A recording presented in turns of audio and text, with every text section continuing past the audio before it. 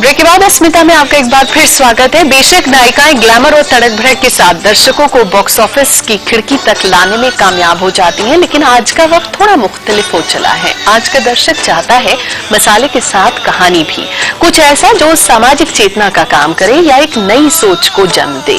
कई फिल्में आई, तारे जमीन पर, वेंसडे, चक दे इंडिया, रंग दे बसंती, स्वदेश, 3 इडियट्स और मिस्टर एंड मिसेस अय्यर वगैरह, जो कहीं ना कहीं आपको सोचने पर मजबूर करती हैं कि समाज या हम किस दिशा में जा रहे हैं। फिर एक अहम सवाल कि बॉलीवुड के बेहतरीन प्रयास के बाद क्या समाज बदल रहा है या समाज पर कितना असर पड़ रहा है। नम्रता जी, अगर हम चूंकि आप क्रिटिक हैं, समीक्षक हैं, इन सब बातों को बहुत अच्छे से, हम लोगों से ज्यादा अच्छे तरीके से हमें समझा पाएंगी। जिस तरह की फिल्में आई, क्या आपको लगा कि समाज पर उसका असर पड़ा, समाज कितना बदला इस तरह की फिल्मों के आने से? मैं ये मानती हूँ कि फिल्में समाज को बदल नहीं सकती, लेकिन ओनली रिफ्लेक्ट समाज क्या फील कर रहा है, क्या चाह रहा है।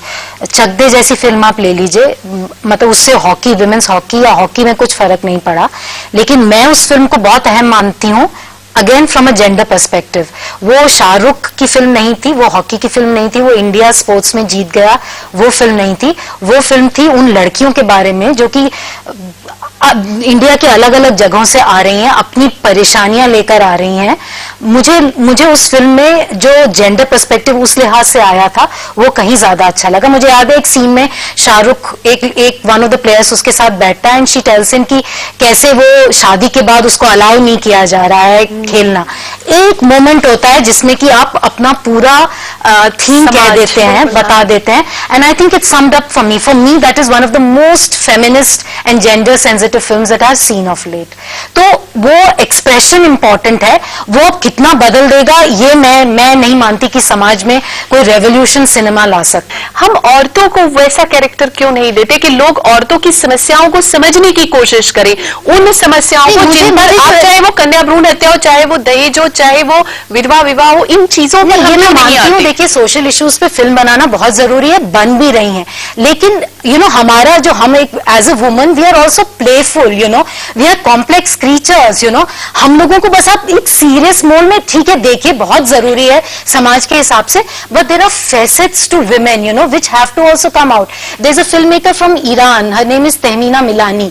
आई मीन कंप्लीटली एक जो कहा जाए एक बंद सोसाइटी में वो फिल्में बनाती हैं, but there is some playfulness to her women. Why can't it be so? For me, अगर अब मैं एक फिल्म का एग्जांपल अगेन आपको दूं, बंटी और बबली, लास्ट सेंटेंस में बबली कहती है मैं एक और मर्तबान आम का अचार नहीं डाल सकती। One line sums up what the woman wants. She doesn't want the constriction. अब उस फिल्म को कोई सीरियसली नहीं लेगा क्योंकि उसमें वुमन सफर नहीं कर रही, त्याग नहीं कर रही, कुछ लोगों के लिए अपने आप को इफेस नहीं कर रही। She is not a self effacing character. She says मैं छोटे शहर में रह रही हूं, I have ambitions, I want to go out and achieve something, मैं आम के अचार नहीं डालूंगी। Nobody will even notice that character. I think it was a fantastic line to have come out of a popular film in recent times, but nobody would have noticed, celebration का जो sense है ना, womanhood के celebration का, वो भी कह रही है कि वो भी होना बहुत जरूरी है। प्लेफुलनेस और सेंस ऑफ ह्यूमर के साथ हनीमून ट्रैवल्स के साथ टैकल करना। फिल्मों में लेकिन ये जो कहना है कि असर नहीं डालती, साइकोलॉजिकल वॉरफेयर एक प्रमोट हो जाता है नम्रता। वो जैसे मैंने कहा, पेड़ का लगना पता नहीं चलता कि फिजा बदल रहा है, लेकिन बदलता है ना। एक पक्ष रखना चाह रही है पुरुष, बोलिए। नहीं, जैसे कि मैंने पहले भी कहा है कि फिल्मों में जो है औरतों के कैरेक्टर्स को हाईलाइट नहीं किया गया उतना जितना होना चाहिए। स्ट्रॉन्ग कैरेक्टर्स की, वुमेन जो है वो स्ट्रॉन्ग है, और उस चीज के लिए ज्यादा से ज्यादा फिल्में उस पे बननी चाहिए। यहाँ हीरो प्रधान फिल्में ही। चलिए, आप रंगमंच है, रंगमंच की बात अगर हम कर लें, रंगमंच में कितने ऐसे इश्यूज आपके हिस्से में आए जो आप उठा सकी? देखिए, हमने बहुत सारे प्रोजेक्ट्स जैसे रंगमंच, उसके अलावा रंगमंच में भी हमने किए हैं, पर जैसे हमने दूरदर्शन में भी किए हैं। हमने फैमिली प्लानिंग्स को उठाया है, उसकी प्रॉब्लम्स को उठाया है। टू मच, जैसे मैंने एक टेलीफिल्म की थी मौत, कसूर उस औरत का सिर्फ ये था कि वो कुछ बोल ना सकी, और सिर्फ एक लड़के की चाहत में वो लड़की, वो जो लेडी है, इनमें मर जाती है। तो बहुत दर्दनाक मौत दिखाई गई थी उसमें। इस तरह से सोशल इश्यूज जो है उसको ज्यादा से ज्यादा एम्फसाइज करना चाहिए, जो औरतों को प्रॉब्लम में डालती हैं या जिसका समाज पे असर होता है। हमारे पास एक सवाल है, आप पूछिए अपना सवाल। मैं डॉक्टर मुबीन जी से एक सवाल पूछना चाहता हूँ। मैम, जैसे कि आपने कहा कि फिल्में वही दिखाती है जो समाज में हो रहा है। अब समाज में तो प्रोस्टिट्यूशन भी है, समाज में क्राइम्स भी हो रहे हैं। जब सुप्रीम कोर्ट ऑफ इंडिया ने रैगिंग को बैन कर दिया है, तो उसके बाद आपको लगता नहीं कि फिल्म मेकर्स की कुछ सोशल रिस्पॉन्सिबिलिटी है कि इन चीज़ों को प्रमोट ना करें? उसके बाद अब उस मूवी के बाद, 3 इडियट्स मूवी के बाद रैगिंग के इंसिडेंट्स में बढ़ोतरी हुई है इस देश में, तो आपको लगता नहीं कि हमारे जो फिल्म मेकर्स हैं, they are not fulfilling their social responsibility towards Indian society? नहीं, देखिए ग्लैमर का जो तड़का लगा दिया उसमें हल्का। देखिए एक चीज, जैसे अभी आपका सवाल इससे कनेक्टेड है, मैं जो कहना चाहूंगी, मेरे जहन में एक बात आई है कि हमें ये भी देखना है कि कौन सी फिल्में किस ऑडियंस को केटर कर रही हैं। आज हम यहाँ बैठ के फिल्में डिस्कस कर रहे हैं, लेकिन किसी कस्बे में, गांव में वही फिल्म एक एंटरटेनमेंट के लेवल पे देखी जाएगी, उन्हें पता ही नहीं होगा रैगिंग क्या होती है इंटीरियर्स में। तो इसे हमें इस तरह से भी देखना है कि अर्बन एरियाज में इसका क्या इफेक्ट हो रहा है, कॉलेज गोइंग स्टूडेंट्स पे क्या इफेक्ट हो रहा है। डेफिनेटली आपने जो कहा वो बिल्कुल सही बात है। ऐसे फिल्म मेकर्स हुए हैं, ऐसी फिल्में अब बनी हैं जहां सोशल मैसेज दिया गया है, वहां पे कन्वे किया गया है कि औरत एक माँ होते हुए, एक बीवी होते हुए, एक ट्रेडिशनल रोल्स जो है उसको प्ले करते हुए भी वो बहुत ही स्ट्रांग हुई है। मुझे लगता है कि नम्रता इस पे रोशनी डाल पाएंगी कि एक फेज आया था जहां रेखा की कुछ ऐसी फिल्में आई थी जिसमें वो एक विद्रोह करती है, she becomes a police inspector, मतलब उसको पुलिस इंस्पेक्टर बनना उसके लिए जरूरी है अगर उसे अपने हस्बैंड की मौत का बदला लेना है। वो एक टिपिकल, अगेन ये भी जो कहा जाए ना, वो एवेंजिंग एंजल जो था, again if you go back in history, तो हंटर वाली जो नादिया का था, उसके अगेन बड़े म्यूटेटेड से ऑफस्प्रिंग्स हैं ये फिल्म में। शेरनी थी, एक शेरनी थी, इससे कोई नहीं मैसेज आता। And I think it is, you know, बुरी फिल्में कैसी होनी चाहिए नहीं, और वो more than that about, you know, you have to become masculine to defeat a certain thing. वो I think they are completely redundant and don't have much of an effect. एक अगला सवाल ले लें। नम्रता मैम, आपसे एक सवाल है। Ma'am, how truthful do you think film criticism is these days? क्योंकि कभी कभी देखा जाता है कि कुछ खराब फिल्मों को भी कुछ चैनल्स प्रमोट करते हैं, बोलते कि ये अच्छी मूवी है। तो ये क्या कोई कमर्शियलाइजेशन है, आ गई है फिल्म क्रिटिसिज्म में, या फिर कुछ और? देखिए, इनका जो सवाल है ना, उससे एक बहुत बड़ा सवाल ये जुड़ा हुआ है कि जो समीक्षक या एक आलोचक या एक क्रिटिक काम कर रहे हैं वो बहुत रिस्की भी है। क्यों? क्योंकि मेरे जैसा आदमी, एक लेमैन जो बैठा हुआ है, उसने आपकी बात सुनी और उसने उस फिल्म को नहीं देखा, आपकी बात सुनी और उसने उस फिल्म को देख लिया। नहीं, देखिए इसमें आई मीन अगर हम we are coming to the basics of journalism है। अगर आप देखें कि पिछले 5-10 सालों में television has had a major role to play in जैसे जर्नलिज्म ग्रो कर रहा है। अब 24 घंटे हैं, एंटरटेनमेंट टीआरपीज के लिए बहुत इसेंशियल है, तो there is a very thin line, you know, because आप उसी फिल्म को प्रमोट करेंगे, आप फिर उसी को रिव्यू करेंगे। लेकिन मैं ये समझती हूँ कि जो फिल्म रिव्यूइंग है, हम लोगों को सबको बताया जाता है कि journalism is all about being objective. There is nothing called objective journalism, specially in film criticism. It is all about being subjective, it's about an opinion. I don't think, what I don't agree on is कि आप देखें सुबह सुबह paper में कि अच्छा 3 star दिए, 4 star दिए, देखने जाए ना जाए। आप पढ़िए जो लिखा है, और आप कंसिस्टेंटली अगर किसी समीक्षक को, किसी रिव्यूअर को पढ़ेंगे तो आप खुद देख लेंगे कि आप किस हद तक उनके साथ राय आपकी बनती है, किस हद तक नहीं बनती है।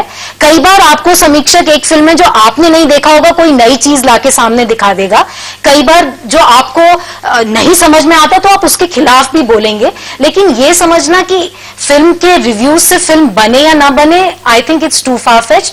एंड जो मैं आपको नहीं बता सकती कि आपको फिल्म देखनी चाहिए या नहीं, मैं सिर्फ आपको ये बता सकती हूँ कि मुझे फिल्म कैसी लगी, मुझे फिल्म में क्या नजर आया।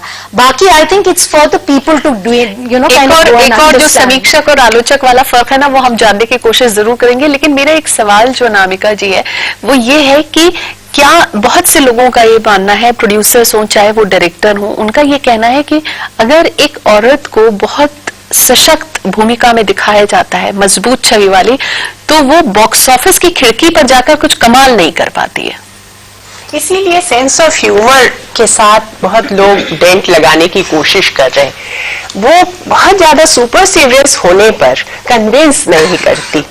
शेक्सपियर ने भी जो ट्रेजिक कॉमेडीज लिखी है ना, वो ज्यादा सक्सेसफुल है, उनसे आइडेंटिफिकेशन बेहतर होता है। कहीं ना कहीं आप उसको यूटोपियन मोड से निकालकर ऐसे, ये तो ठीक है कि झटका संस्कारों को लगता है और बहुत लगता है कि बहुत ज्यादा हेवी कंस्ट्रक्ट है, माँ दुर्गा ही बना देते हैं, तो उसको वो डीह्यूमनाइज कर देते हैं उसको। आपके आसपास की जो औरतें हैं, रियल किरदार है, उनसे उनका कहीं ना कहीं मेल होना चाहिए। उनको लार्जर देन लाइफ नहीं बना सकते आप एक रियलिस्टिक मोड में, अगर आप उस तरह से नहीं जा रहे हैं, जो मैजिक रियलिस्ट हैं उनके मोड में नहीं जा रहे हैं कि साधारण आपको फिल्म बनानी है, तो आप उस तरह से उसको इतना बड़ा न करिए कि उसमें नहीं कोई समाज। बाकी है कि जितना रेजिस्टेंस लेवल, कभी कभी अच्छी चीजों के लिए भी रेजिस्टेंस होता है, तो वो रेजिस्टेंस कभी कभी अच्छा भी होता है। झटके भी कभी कभी छोटे छोटे शॉक लगाने चाहिए। एकदम 440 वोल्ट लगा देंगे तो कुछ नहीं होगा, लेकिन छोटे झटकों से दिमाग सही होता है। आदिल जी, आपकी प्रतिक्रिया क्या रहेगी इसी बात पर? नहीं, देखिए फिल्में बॉक्स ऑफिस की खिड़की पर क्यों अच्छा कारोबार नहीं कर पाए? मैं तो इससे सहमत ही नहीं हूँ। मैंने शुरू में आपको इतने नाम गिनाए। मुझे लगता है कि आज भी जो पुरुष वर्ग है वो ज्यादा फिल्में देखता है, वो लोग भी पलटते नहीं है क्या ऐसी फिल्मों की तरफ? वुमेन ओरिएंटेड फिल्में भी देखी हैं आप। बताइए, ऋषिकेश मुखर्जी की फिल्में देख लीजिए, खूबसूरत, गुड्डी और मिली एंड बिमल रॉय की फिल्में देख लीजिए। अब मैंने शुरू में इतने नाम गिनाए थे वुमेन ओरिएंटेड फिल्म के, ऑफ लेट आज की बात अगर हम करते हैं, मेरे ख्याल से ये दोनों में कोई लिंक नहीं है। फिल्म अच्छी बनी भी होनी चाहिए, क्योंकि दर्शक जो है वो I think is a very intelligent breed. वो 95% एक फिल्म को मनोरंजन के लिए देखता है, 5% वो उससे प्रभावित हो जाता है या आगे किसी को प्रभावित करता है, बट 95% अगर लोग आज की तारीख में 250 रुपए और 200 रुपए खर्च करके फिल्म देखने जा रहे हैं, तो वो ये नहीं देखते हैं कि इसमें कौन सा किरदार से मेरे ऊपर असर पड़ रहा है या कौन से किरदार से नहीं पड़ रहा है। वो मनोरंजन देखता है, वो अपना पैसे की कीमत देखता है, वो पैसा वसूल का जो कॉन्सेप्ट है जो 70s से चला आ रहा है हमारी फिल्मों में, वो देखता है आज भी। और जो अलग तरह की फिल्में आज हिट हो रही हैं वो इसलिए हो रही हैं कि दे टेलिंग ए न्यू स्टोरी, वो एक नई कहानी दिखा रही है ऑडियंस को।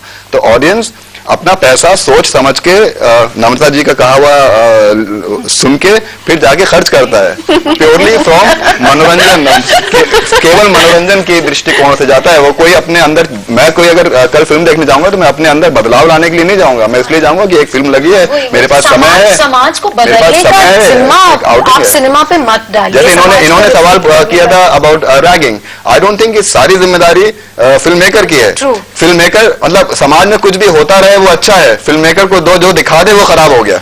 बहुत सी चीजें ऐसी हैं, अश्लीलता है और रिलेशनशिप है, कद्दू डाल देती है। मैं एक ऐसी माँ को जानती हूँ जो केक बेक करती है और उसमें कद्दू वद्दू हरी सब्जी सब किसी तरह मिला देती है। वो यही टेक्निक है, बेक आपको केक ही करना है लेकिन कद्दू मिलाना है। सेंस ऑफ ह्यूमर मैंने रियलाइज करा है कि आजकल के टाइम में वो इम्पोर्टेंट हो गया है। देखिए, जो हम बड़े रोल्स कह रहे हैं वो सारे, चाहे वो शबाना रही हो चाहे स्मिता रही हो, they were never in the confines of the mainstream language. 80s के दशक में angry young man, 70s 80s में एंग्री यंग मैन पूरी तरह से हावी हो गए थे।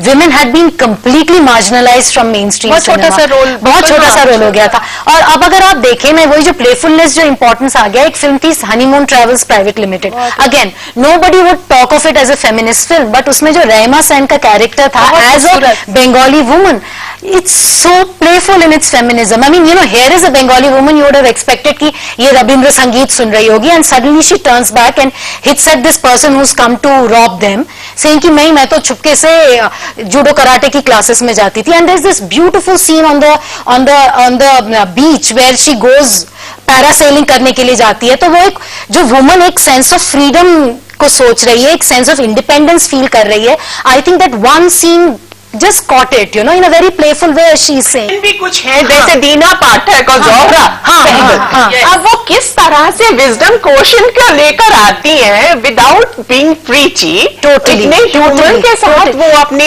सब कुछ ग्रेसफुली बताती हैं, वो अपनी रेशियल मेमोरी तक ले जाती हैं और वाइज। और इवन वेन ये जो त्याग वाली बात कर रही है ना आप, उसमें भी where is the element of choice, like Bimal Roy का मेंशन किया, for me one of the most complex characters that I have seen of a woman is Bandini, played by Nutan.